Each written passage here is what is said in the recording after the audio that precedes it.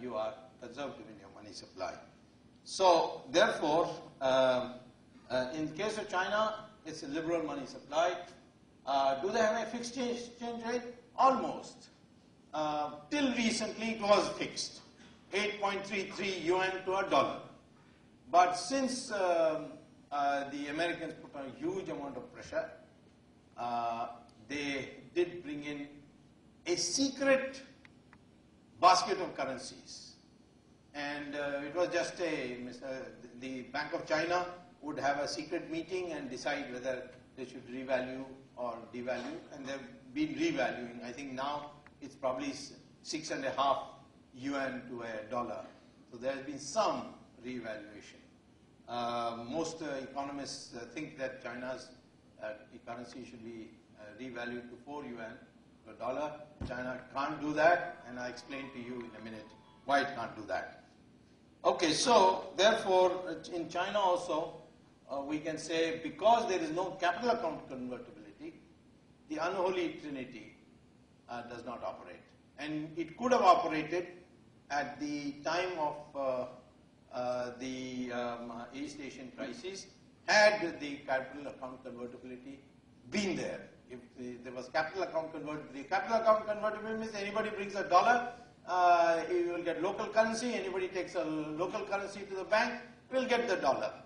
So that's capital accountability. Current account is, of course, your free ability to bring in for trade purposes. But pure transfers, you have to have capital account convertibility. So that's the thing. So we have been saved because we have had regulations, and I must re-emphasize, a competitive market economy is healthy only if it has an umpire.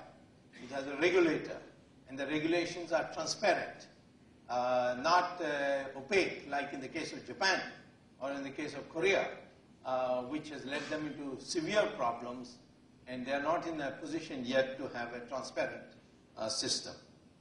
Now,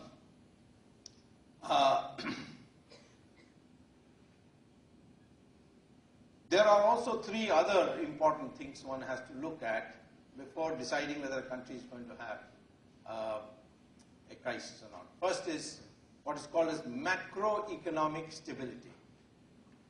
Is the growth rate healthy? Is the inflation under control?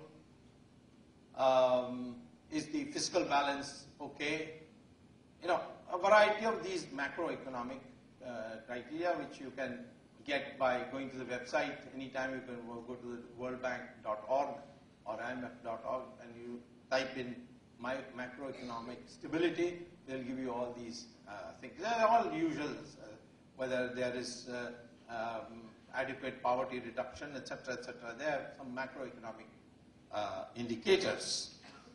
Then the question of structural parameters. Now, structural parameters are very important, which the East Asian countries ignored. What are these structural parameters? These structural parameters are certain ratios, which you have to work out, which you'll find in my book. One is fiscal deficit ratio. The ratio to GDP of fiscal. Does everybody know the difference between budgetary deficit and fiscal deficit? All right, anyone answer that question, please? Don't be afraid.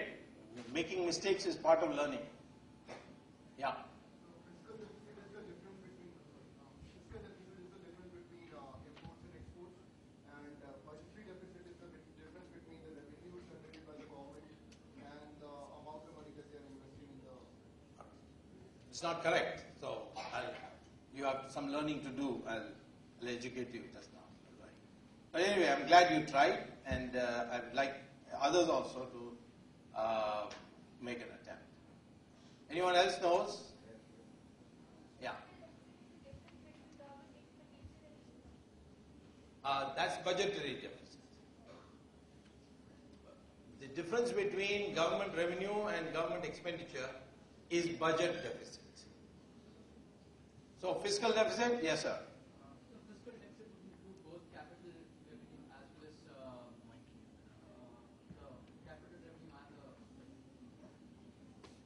current revenue.